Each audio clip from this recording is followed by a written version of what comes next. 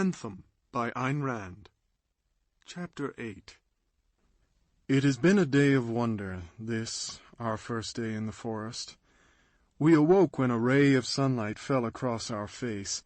We wanted to leap to our feet, as we have had to leap every morning of our life, but we remembered suddenly that no bell had rung and that there was no bell to ring anywhere. We lay on our back. We threw our arms out, and we looked up at the sky. The leaves had edges of silver that trembled and rippled, like a river of green and fire flowing high above us. We did not wish to move. We thought suddenly that we could lie thus as long as we wished, and we laughed aloud at the thought. We could also rise or run or leap or fall down again. We were thinking that these were thoughts without sense, but before we knew it our body had risen in one leap. Our arms stretched out of their own will, and our body whirled and whirled till it raised a wind to rustle through the leaves of the bushes.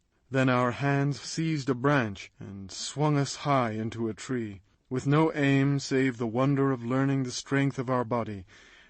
The branch snapped under us, and we fell upon the moss, that was soft as a cushion. Then our body, losing all sense, rolled over and over on the moss, dry leaves in our tunic, in our hair, in our face, and we heard suddenly that we were laughing aloud, laughing as if there were no power left in us save laughter. Then we took our glass box, and we went on into the forest. We went on, cutting through the branches, and it was as if we were swimming through a sea of leaves, with the bushes as waves, rising and falling and rising around us, and flinging their green sprays high to the tree-tops. The trees parted before us, calling us forward. The forest seemed to welcome us. We went on, without thought, without care, with nothing to feel save the song of our body. We stopped when we felt hunger. We saw birds in the tree branches, and flying from under our footsteps. We picked a stone, and we sent it as an arrow at a bird. It fell before us. We made a fire, we cooked the bird, and we ate it, and no meal had ever tasted better to us. And we thought suddenly that there was a great satisfaction to be found in the food which we need and obtain by our own hand.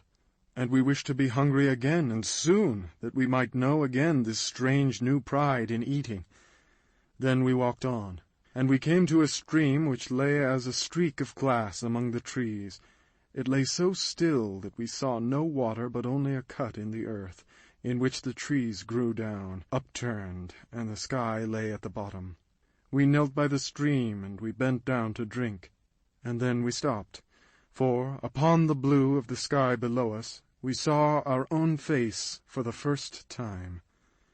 We sat still, and we held our breath, for our face and our body were beautiful. Our face was not like the faces of our brothers, for we felt no pity when looking upon it. Our body was not like the bodies of our brothers, for our limbs were straight and thin and hard and strong. And we thought that we could trust this being who looked upon us from the stream, and that we had nothing to fear with this being.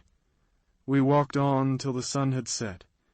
When the shadows gathered among the trees, we stopped in a hollow between the roots, where we shall sleep tonight. And suddenly, for the first time this day, we remembered that we are the damned. We remembered it, and we laughed. We are writing this on the paper we had hidden in our tunic, together with the written pages we had brought for the World Council of Scholars, but never given to them. We have much to speak of to ourselves, and we hope we shall find the words for it in the days to come. Now, we cannot speak, for we cannot understand. End of Chapter 8. Recording by Caden Von Clegg, thelunariland.blogspot.com.